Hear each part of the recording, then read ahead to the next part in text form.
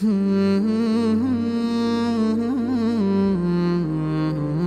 نے بتایا تھا کہ طٰہٰ حروف مقطعات میں سے ہے، اور حروف مقطعات کئی صورتوں کی شروع میں آئے ہیں، اور ان کے معنی کئی بتائے جاتے ہیں، لیکن سب سے صحیح بات ہے وہ یہ ہے کہ اللہ تعالیٰ اس کی مراد سب سے بہتر جانتا ہے۔ اور یہ بھی بتایا تھا کہ یہ نبی کریم صلی اللہ علیہ وسلم کا نام نہیں ہے جیسے بعض لوگوں نے ذکر کیا ہے، لیکن یہ طٰہٰ کہہ کے جو مراد ہے وہ نبی علیہ السلام کو مخاطب کرنا ہی ہے۔ کچھ روایتوں سے بات ملتی ہے کہ طٰہٰ میں جو معنی ہے وہ یا رجل کا معنی ہے، اور یہ اللہ کے نبی صلی اللہ علیہ وسلم کو خطاب ہے۔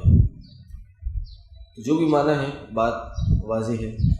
آگے فرمایا کہ ما انزلنا علیک القرآن لتشقی، ہم نے یہ قرآن نہیں نازل کیا تاکہ آپ مشقت میں پڑ جائیں، الا تذکرۃ لمن یخشی، بلکہ اس میں اس شخص کے لیے نصیحت ہے کہ جو اللہ سے ڈرتا ہے، تنزیلا ممن خلق الارض والسماوات العلی، یہ اس اللہ کی طرف سے نازل کرتا ہے جو آسمان و زمین کا، جس نے آسمان و زمین کو پیدا کیا، العلا جو اونچے آسمان ہیں، والرحمن ہے، علی العرش استوی جو اپنے عرش پہ مستوی ہے، لہ ما فی السماوات وما فی الارض وما بینہما وما تحت الثری، جو کچھ بھی آسمانوں میں اور زمین میں اور ان کے درمیان ہے، اور جو کچھ بھی گیلی مٹی یعنی زمین کی سب سے نیچے والی تہہ کے نیچے ہے وہ بھی اسی کا ہے، سب اسی کے لیے ہے۔ وَإِن تَجْهَرْ بِالْقَوْلِ فَإِنَّهُ يَعْلَمُ السِّرَّ وَأَخْفَى، اگر آپ اونچی آواز سے بات کریں گے تو وہ بے شک خفیہ بات کو، اخفا سر پوشیدہ اور خفیہ بات کو جاننے والا ہے۔ یہاں سے مفسرین نے خاص طور پہ امام شوکانی رحمہ اللہ نے لکھا ہے کہ دعا اور ذکر جو ہے آہستہ آواز سے کرنا چاہیے، یعنی دعاؤں کے آداب میں یہ ہے کہ اس کو آہستہ سے کیا جائے، اونچی اونچی آواز میں چیخ چلا کے دعا کرنا یہ صحیح نہیں ہے، یہ دعاؤں کے آداب کے خلاف ہے۔ قرآن کی آیت میں آتا ہے کہ وَاذْكُرْ رَبَّكَ فِي نَفْسِكَ تَضَرُّعًا وَخِيفَةً، کہ اللہ کو، اپنے رب کو اپنے نفس میں، اپنے اندر یاد کرو، یعنی دل سے یاد کرو، اور تضرعاً تضرع کے ساتھ، اور خیفہ اللہ سے ڈرتے ہوئے تم اللہ کو یاد کرو۔ بعض اوقات دیکھنے میں آتا ہے کہ خاص طور پہ یہ مختلف ٹی وی چینلز وغیرہ پہ پروگراموں میں آیا کرتا تھا کہ اونچی اونچی آواز سے چیخ چیخ کے دعائیں کی جا رہی ہوتی تھیں، یہ طریقہ نہیں ہے۔ اللہ نے فرمایا وَإِن تَجْهَرْ بِالْقَوْلِ فَإِنَّهُ يَعْلَمُ السِّرَّ وَأَخْفَى، آپ اونچی آواز سے اگر بول رہے ہیں تو اللہ تو دھیمی آواز، پوشیدہ خفیہ بات کو بھی سن لیتا ہے، تو اس لیے ذکر کریں ہلکی آواز سے۔ اللہ لا الہ الا ہو لہ الاسماء الحسنی، وہ اللہ ہے جس کے علاوہ کوئی الہ نہیں، اور یہی ہمارا کلمہ ہے کہ لا الہ الا اللہ۔ اس کلمے کا معنی کیا ہے؟ آج ایک المیہ یہ ہے کہ بہت سے لوگوں کو ہمارے اس کلمے کا ترجمہ ہی نہیں آتا، معنی ہی نہیں آتا کہ یہ لا الہ الا اللہ حقیقت میں ہے کیا۔ بہت سے لوگ اس کا ترجمہ کرتے ہیں کہ اللہ ایک ہے۔ کسی پوچھیں آپ کہ لا الہ الا اللہ کا معنی کیا ہے، وہ کہے گا اللہ ایک ہے، بالکل اللہ ایک ہے، لیکن یہ تو اللہ واحد یا اللہ احد اس کا ترجمہ ہوا یہ کہ اللہ اکیلا ہے یا اللہ ایک ہے، یہ تو اس کا ترجمہ ہوا۔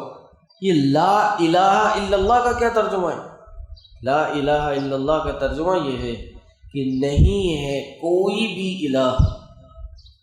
ہمارے کلمے میں دو حصے ہیں، کتنے حصے؟ دو حصے۔ پہلا حصہ نفی کا ہے، انگریزی میں جس کو بولتے ہیں نیگیشن، انکار کا، کہ کوئی الہ ہے ہی نہیں۔ اچھا یہاں یہ معنی بھی سمجھ لیجئے کہ یہاں کسی الہ کے وجود کا انکار نہیں ہو رہا، بلکہ حقیقی الہ کے وجود کا انکار ہو رہا ہے، ورنہ الہ تو بہت ہے، بتوں نے ہندوؤں نے کوئی 30 کروڑ 32 کروڑ الہ بنائے ہوئے. ہمارے یہاں بھی آج ہر گلی کوچے میں لوگوں نے قبروں کو پتھروں کو الہ بنایا ہوا ہے. اور یہ عیسائیت میں چلے جائیں، انہوں نے عیسیٰ علیہ السلام کو الہ بنایا ہوا ہے. تو الہ تو موجود ہے، معبود موجود ہے، لیکن معبود برحق کوئی نہیں ہے. پہلے نفی ہے.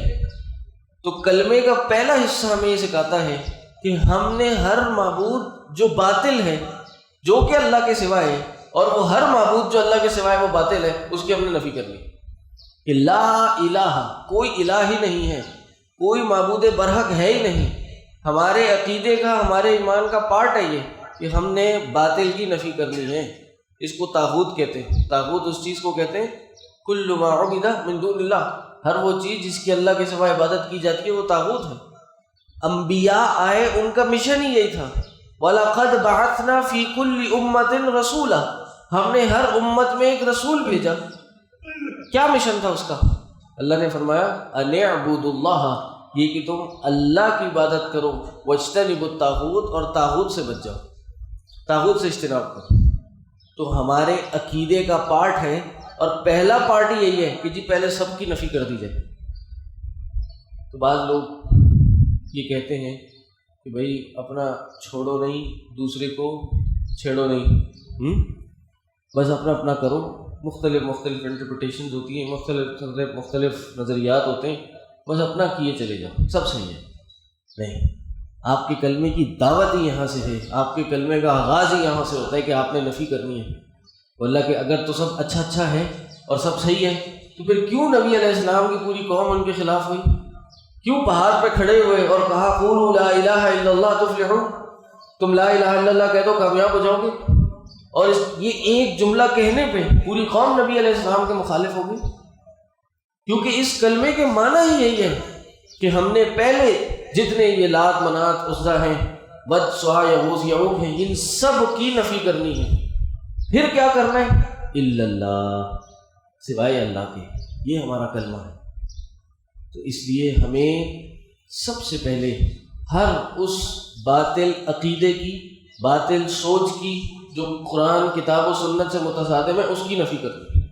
اور جو صحیح عقیدہ ہے، جو کہ ایک ہی ہے، جو توحید ہے وہ ایک ہی ہے، اسی پہ ہم نے چلنا ہے. اور یہاں یہ بات بھی یاد رکھیے، ہمارا کلمہ کیا ہے یہاں پہ؟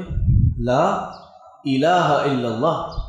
اچھا، مزے کی بات یہ ہے کہ یہ جو کلمہ ہے یہ شروع سے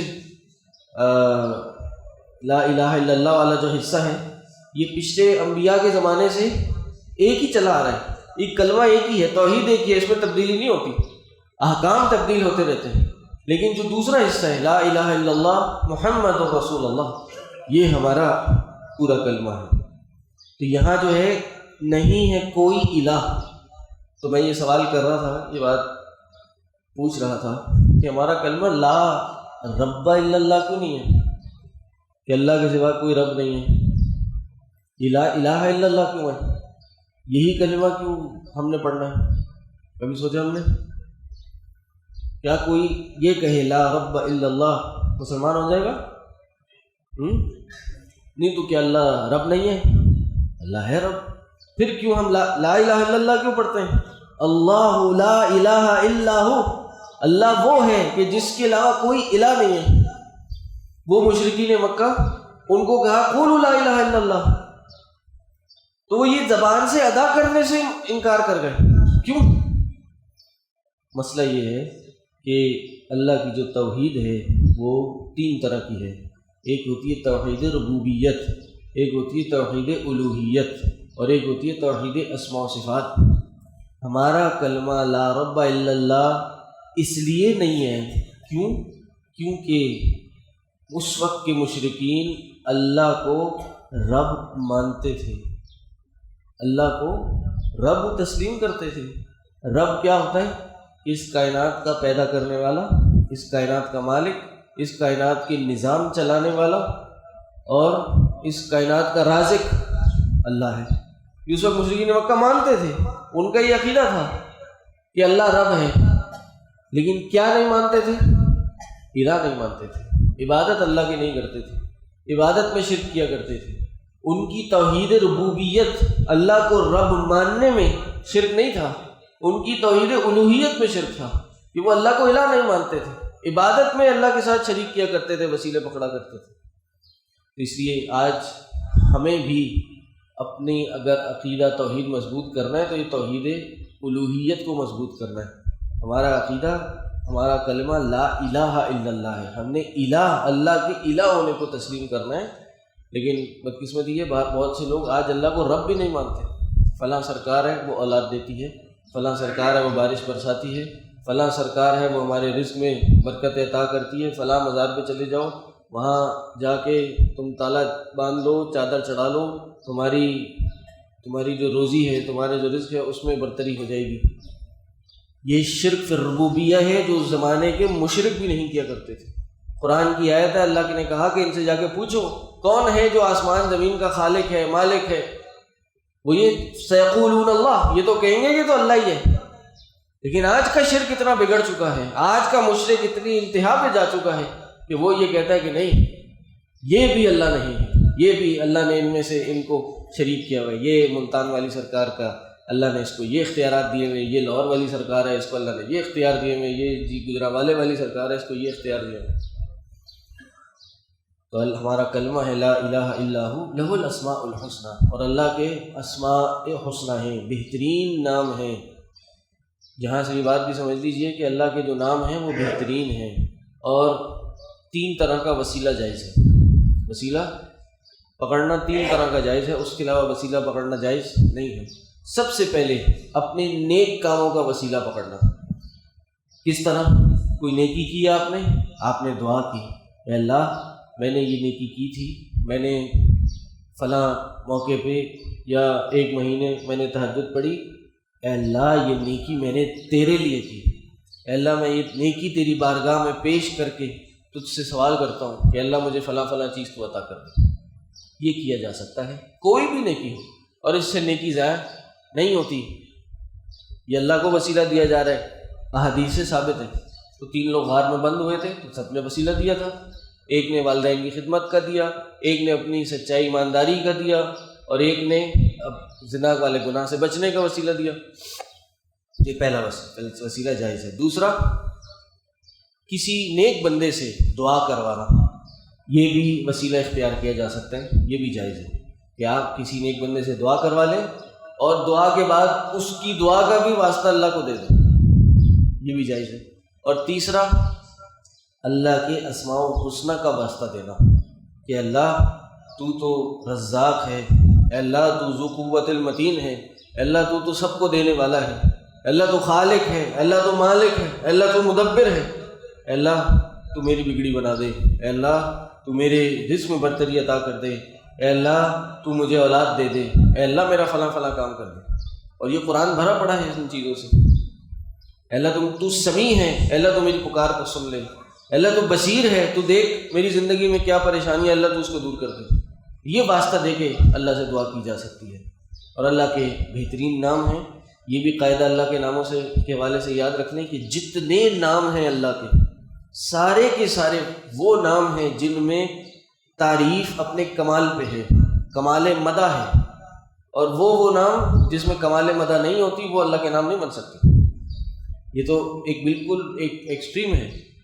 دوسری آیت میں اللہ نے فرمایا کہ اللہ کو تم رحمان کہو یا اللہ کہو، کچھ بھی کہو، اللہ کے بہترین نام ہیں، اللہ کے بہترین نام ہیں۔ اور اللہ کے ناموں میں الحاد سے بچنا چاہیے۔ تو جو لوگ اللہ کے ناموں میں الحاد کرتے ہیں وہ جیسا کام کر رہے ہیں ان کو ویسی ہی جزا ملے گی۔ الحاد کیا ہے؟ یعنی اللہ کے ناموں میں کیا چیز نہیں کرنی ہے ہم نے، یہ بس سمجھ لیجئے۔ یہ کہہ کے اب آج کی بات کو بھی سمیٹ لیتے ہیں کہ سب سے پہلے ہم نے کیا کرنا ہے، اللہ کے جو نام ہیں، جو نام اللہ کے ہیں، وہ ہم نے اس میں کوئی بگاڑ پیدا نہیں کرنا ہے، اس میں اپنی طرف سے زیادتی نہیں کرنی ہے۔ یعنی وہ نام جو کتاب و سنت سے ثابت ہیں اس کے علاوہ ہم نے اللہ کے نام نہیں رکھنا، یہ بات یاد رکھیے۔ ایک حدیث آتی ہے، اللہ کے نبی صلی اللہ علیہ وسلم نے فرمایا کہ ان للہ 99 اسما من احصاها دخل الجنہ، کہ اللہ کے 99 نام ہیں، جس نے ان ناموں کا احصاء کر لیا، شمار کر دیا ان ناموں کو، مفسرین نے لکھا ہے ان کو یاد کر لیا، ان کو سمجھ لیا، ان کا فہم حاصل کر لیا، یہ جنہوں نے ان کا احصاء کر لیا، دخل الجنہ، وہ جنت میں داخل ہو جائے گا۔ یہ 99 نام۔ تو اللہ کے جو نام ہیں، جو کتاب و سنت سے ثابت ہیں، وہی نام رکھنے ہیں، اس کے علاوہ نام نہیں ہو سکتے۔ اور یہ بھی عقیدہ سمجھ لیجیے اللہ کے ناموں کے حوالے سے کہ 99 نام، صرف 99 نام نہیں ہیں اللہ کے، اس سے کئی اور زیادہ نام ہیں۔ ایک حدیث میں وہ اللہ کے نام بھی ذکر کیے گئے ہیں، تو وہ حدیث ضعیف ہے۔ حدیث یہاں تک صحیح ہے کہ اللہ کے 99 نام ہیں، جو ان کو یاد کر لے وہ جنت میں داخل ہو جائے گا، لیکن وہ کون سے نام ہیں؟ وہ جو حدیث آتی ہے وہ ضعیف ہے، لیکن علماء نے کتابیں لکھی ہیں، اس میں اللہ کے نام ذکر کیے ہیں، جمع کیے ہیں، کسی نے 100 سے اوپر، کسی نے 106، 110 اور بھی کئی زیادہ، اور جتنے ذکر کیے ہیں، جتنے ہمیں پتہ ہیں، ہمارا عقیدہ یہ ہے کہ اللہ کے نام اس سے کہیں زیادہ ہیں۔ کیوں؟ اللہ کے نبی صلی اللہ علیہ وسلم کی دعا ہے، اللہ کے نبی صلی اللہ علیہ وسلم نے فرمایا کہ اللہم انی اسألک بکل اسم هو لک، اللہ ہم تجھ سے تیرے ہر نام کا واسطہ دے کے سوال کرتے ہیں۔ یہ دعا کی اللہ کے نبی صلی اللہ علیہ وسلم، میں نے کہا تھا نا کہ اللہ کے ناموں کا اللہ کو واسطہ دیا جا سکتا ہے، تو دعا کیا ہے؟ اے اللہ ہم تجھے تیرے تمام ناموں کا واسطہ دیتے ہیں۔ کون سے نام؟ اللہم انی اسألک بکل اسم هو لک سمیت بہ نفسک، جس پہ تو نے اپنا نام رکھا، او انزلتہ فی کتابک، یا تو نے وہ نام اپنی کتاب میں نازل کیے، او علمتہ احدا من خلقک، یا پھر وہ نام تو نے اپنی مخلوق میں سے کسی کو سکھائے، اب استأثرتہ فی علم الغیب عندک، یا پھر تو نے وہ نام، ان ناموں کا بھی اللہ تجھے واسطہ دیتے ہیں جو تو نے اپنے غیب کے خزانوں میں چھپا کے رکھے۔ تو اس سے پتہ چلتا ہے کہ بہت سے نام اللہ نے اپنے غیب میں رکھے ہیں، ہمیں نہیں بتائے، تو ہم اللہ کو ان ناموں کا بھی واسطہ دیتے ہیں۔ اور نبی علیہ السلام نے سب ناموں کا واسطہ دے کے کیا دعا کی؟ ان تجعل القرآن العظیم ربیع قلوبنا، اے اللہ تو اس قرآن کو ہمارے دل کی بہار بنا دے، وجلاء احزاننا وذهاب همومنا وغمومنا، ہمارے غموں کا، ہماری افسردگیوں کا، ہماری پریشانیوں کو دور کرنے والا بنا دے۔ تو یہ بات اللہ کے ناموں کے حوالے سے یاد رکھیے کہ ہم اپنی طرف سے اللہ کے نام نہیں رکھ سکتے، اور قاعدہ ایک یہ ہے کہ اللہ کا ہر فعل اللہ کی صفت نہیں بنتا، اور اللہ کی ہر صفت اللہ کا اسم، اللہ کا نام نہیں بنتا۔ تو ہر وہ فعل جو کتاب و سنت سے ہمیں ملتا ہے وہ اللہ کا نام ضروری نہیں ہے کہ بنے، اور ہر وہ صفت نہیں بنتی، اور جو صفت ہے وہ اللہ کا نام نہیں بنتی۔ تو اس کی بہرحال تفصیل ہے وہ پھر انشاءاللہ پھر کسی دن بیان کریں گے۔ اللہ کے ناموں کے حوالے سے ایک چیز اور یاد رکھیے کہ جو آج کے مروجہ بت ہیں، معبودان باطلہ ہیں، ان کے نام ہم اللہ کو بھی نہیں دے سکتے۔ جیسے بھگوان ہے اور مختلف ایک جو دعات ہیں، دائی ہیں، انہوں نے اللہ کو بھگوان کہہ کے پکارا ہے، تو یہ بات صحیح نہیں ہے، یہ نہیں کہہ سکتے۔ اللہ کو ہم اللہ کے نام ہی سے پکاریں گے۔ ہاں جو نام ثابت ہے اس کا ترجمہ کر سکتے ہیں، جیسے رب کا ترجمہ پروردگار ہے، تو اللہ کو ہم پروردگار کہہ کے پکار سکتے ہیں۔ خالق کا ترجمہ پیدا کرنے والا ہے، اے پیدا کرنے والے، یہ نام پکار سکتے ہیں، لیکن بھگوان، رام اور اس طرح کے نام اللہ کے لیے نہیں رکھ سکتے۔ اور نہ، اور یہ تو ظاہر مسلمان ہیں اللہ الحمدللہ، نہ کسی بتوں کے نام ہم اللہ کے نام پہ رکھ سکتے ہیں۔ آپ کو پتہ ہے لات، منات، عزا، یہ مشرکین مکہ کے 3 بڑے بت تھے، لات، منات، عزا، یہ تینوں نام اللہ کے نام سے نکلے ہیں۔ لات، لفظ لات یہ لفظ اللہ سے نکلا ہے، اور منات لفظ منان سے نکلا ہے، اور عزا لفظ عزیز سے نکلا ہے۔ تو یہ مشرکین مکہ کا فعل ہے، ایسا ہم قطعاً نہیں کر سکتے۔ یعنی اللہ کے ناموں کا قاعدہ یہ ہے کہ اللہ کے ناموں کو تبدیل کر کے ہم مخلوق کے ناموں پہ اور لوگوں اور اس پہ جو اس حد سے بڑھ کے معبودان باطلہ کے نام پہ نہیں رکھ سکتے۔ اللہ لا الہ الا ہو لہ الاسماء الحسنی۔ وہل اتاک حدیث موسیٰ، کہ آپ کے پاس موسیٰ کی بات نہیں آئی؟ یہاں سے موسیٰ کا قصہ علیہ السلام اس کا آغاز ہے، یہاں سے پھر انشاءاللہ کل پڑھیں گے۔ اللہ سے دعا ہے جو کہا جو سنا اس پہ ہم سب کو عمل کرنے کی توفیق عطا کرے. وآخر دعوانا الحمدللہ رب العالمین. سبحانک اللہم و بحمدک اشہد ان لا الہ الا انت استغفرک و اتوب الیک. السلام علیکم ورحمۃ اللہ وبرکاتہ.